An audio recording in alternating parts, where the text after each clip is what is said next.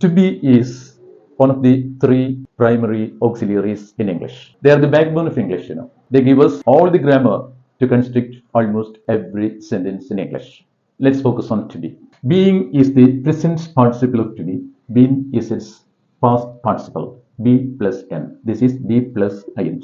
Without being, we cannot construct sentences in continuous tenses. Let's say ha, he, read, a book.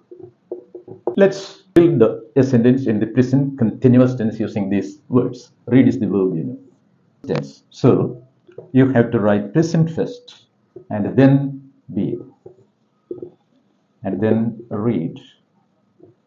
Ings out. അത് progressive ആണ്. Progressive സ്വഭാവമുള്ള പാർട്ടാണിത്. Continuity ഉണ്ട് അതിനകത്ത്. അത് റീഡിനോട് ചേർന്ന് റീഡിങ്. ഈ ബി എന്ന് പറയുന്ന പാർട്ട് പ്രസന്റിനോട് ചേർന്ന് ബിയുടെ present forms am, is, are ആണ്. Subject is he. He chooses is. So the sentence is he is reading a book. Is reading is the verb. Reading is continuous and is present. So it is in the present continuous tense. If the subject is I am reading a book. Then if the subject is we are reading a book.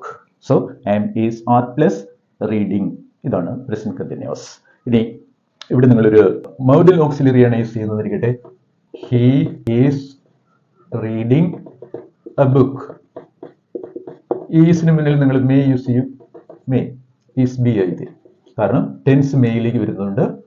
ഇതിന്റെ tense drop ചെയ്യും. അപ്പോൾ he may be reading a book എന്നുണ്ട്. മനസ്സിലായല്ലോ. Been is essential for passivization. എങ്ങനെയാണ് നമുക്ക് നോക്കാം. He eats meet.